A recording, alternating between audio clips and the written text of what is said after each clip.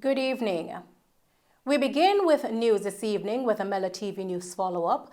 Minister of Education and Youth, Favor Williams, has declared outrage in response to the report made by the Office of the Children's Advocate, the OCA, against the Child Protection and Family Services Agency, the CPFSA, while speaking in the House of Representatives yesterday, January 10. Minister Williams is requesting for the immediate removal of the Chief Executive Officer of the CPFSA, Rosalie Gage Gray, for the safety of the children presently in state care. It is not in the best interest of our children in state care for the CEO of the CPFSA to remain as head of agency while further investigation takes place. And so I call on her to step aside, at least while the Public Service Commission completes its deliberations. We have to send a clear signal of zero tolerance for the care of children. And that she, yes, to step aside, at least until the Public Service Commission completes its deliberation. It is only decent for that to happen. Thank you, Madam Speaker. Minister Williams accused the CEO of the CPFSA of disobeying instructions to sever ties with the American named at the heart of the OCA's report, Karl Robansky, after the claims of sexual misconduct against him surfaced. The Minister of Education and Youth gave an unambiguous directive to the CEO of the Child Protection and Family Services Agency, CPFSA, to sever its partnership and collaborative work with Embracing Orphans. The founder and CEO, Karl Robansky. I gave this directive as far back as March of 2021 when the story broke in the public domain about Karl Robansky and his inappropriate conduct with minors. So, Madam Speaker, the government has taken the first steps that it can take. This is a damning report, Madam Speaker. I am enraged when I consider that here in the report, the explicit directives were given. There was constant follow-up. Madam Speaker, the situation is untenable. It cannot be defended. Minister Williams has disclosed that the police have been given the information necessary for a deeper probe to determine if charges can be brought against persons named in the OCA report. When the new end-to-end digitized traffic ticketing management system, the TTMS, goes into effect February 1, 2023, drivers island-wide will have to deal with a new traffic ticketing regime. Speaking before the House of Representatives on Tuesday, January 10, Minister of National Security Dr. Horace Chang made the statement. Minister Chang stated that the new system would increase public safety and improve enforcement efficiency by ensuring that motorists who break the law receive the prescribed consequence with immediacy. Notably, the e-ticketing system will abate speculations of corruption and employ motorists with outstanding tickets to make arrangements to have them paid up by January 31, 2023. I'm appealing, therefore, to motorists to take note of a new system and a new date. Not only will it increase the efficiency of the public safety and traffic enforcement officers by ensuring that motorists who break the law receive with immediacy the prescribed consequence, but importantly, it will nullify also speculation, corruption, and avoidance. I implore all the motorists with outstanding tickets to make arrangements to have them paid by January 31st. I repeat, Madam Speaker, because there might be some members in here who have tickets are seen as a minor infraction. Many people get them and accumulate them over time. As of the 31st of January, you will not be able to hide from being held accountable. Pay your tickets now. Right? Minister Chang also stated that all tickets issued before February 1, 2018 will be given an amnesty, as these tickets will not be taken into account. All tickets that are given before the 1st of February 2018 will have an amnesty. They're not being taken into account, and that resolution been brought to Parliament. Tickets that have been paid between the 1st of February 2018, that's closure, brought to those tickets, until the 31st of January, will have all their demerits points expunged. Again, Madam Speaker, all their demerit points, which allow for their license to be suspended or sometimes a period of time or other penalties executed based by the ITA, will be expunged.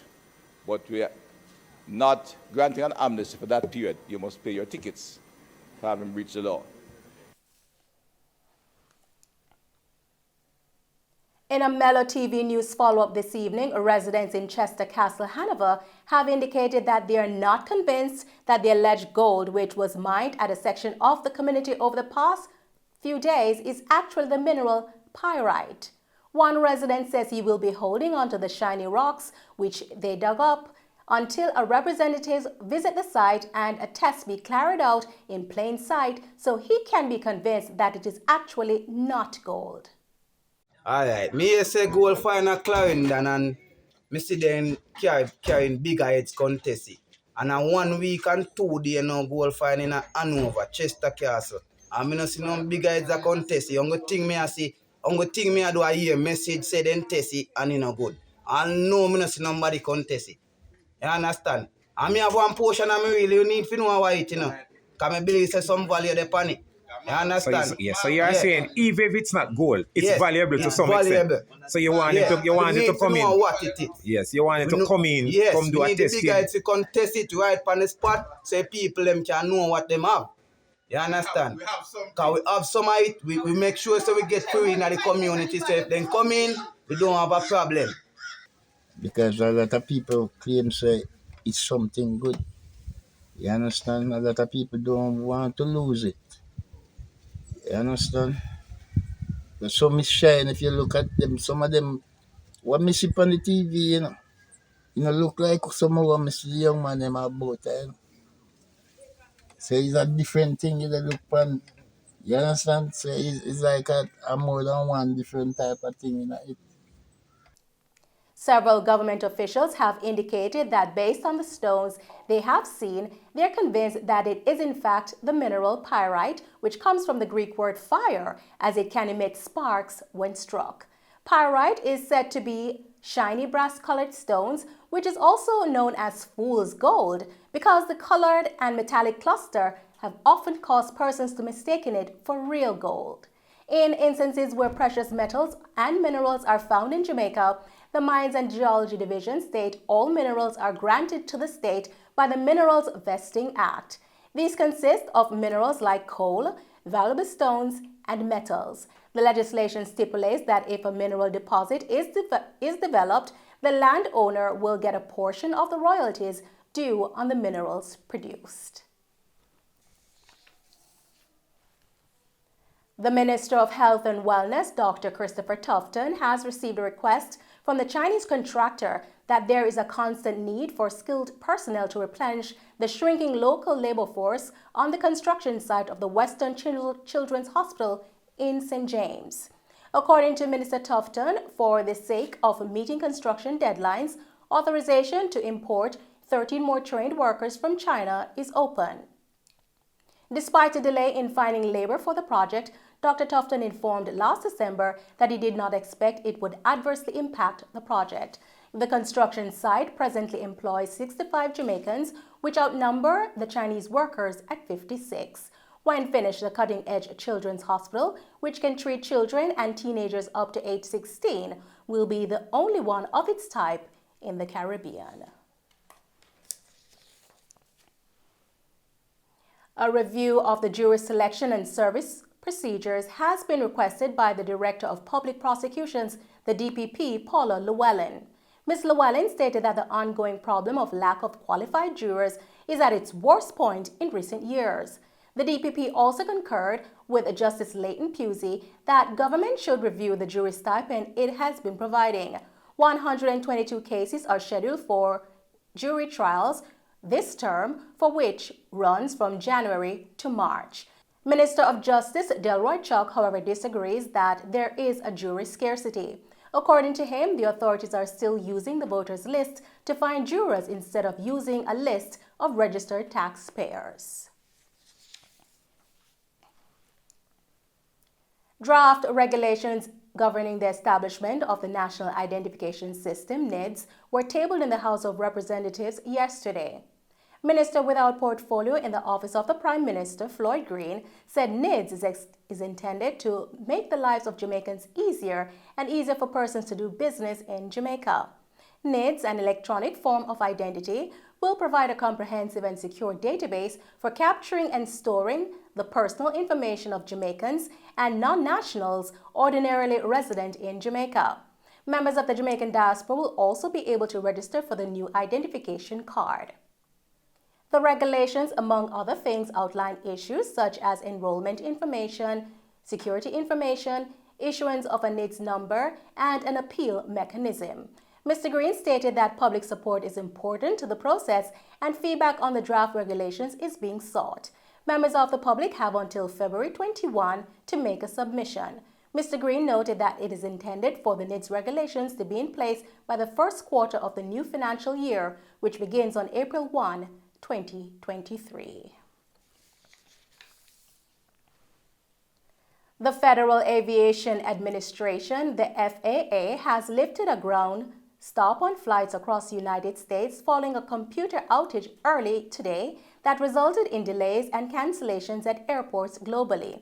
The FAA announced that the ground stop had been lifted at around 8:50 a.m. and that normal air traffic operations were resumed gradually while it continued to look into the cause of the problem. According to Shane Monroe, Chief Executive Officer of MBJ Airports Limited, operators at the Sangster International Airport in St. James were not hampered by this morning's brief suspension of flights leaving the U.S. The Federal Aviation Administration experienced a computer error that caused departing flights to be grounded throughout the U.S. until 9 a.m., causing hundreds of delays. Mr. Monroe said that Sangster International Airport received its first flight out of the U.S. early today, which departed the U.S. at 10:29 a.m. An alleged chain robber was shot today, leading to the cordoning off of a portion of Halfway Tree in St. Andrew near the transportation hub, resulting in a buildup of traffic. According to reports, the suspected man grabbed a chain from a licensed gun owner in the busy thoroughfare and fled. The licensed gun owner allegedly shot him. The nearby police confronted the alleged chain thief, who was taken to hospital. And those are the stories making the news this evening. Thank you for tuning in to Mello TV Evening News. I'm Nicole Hales. Stay safe and thanks for watching.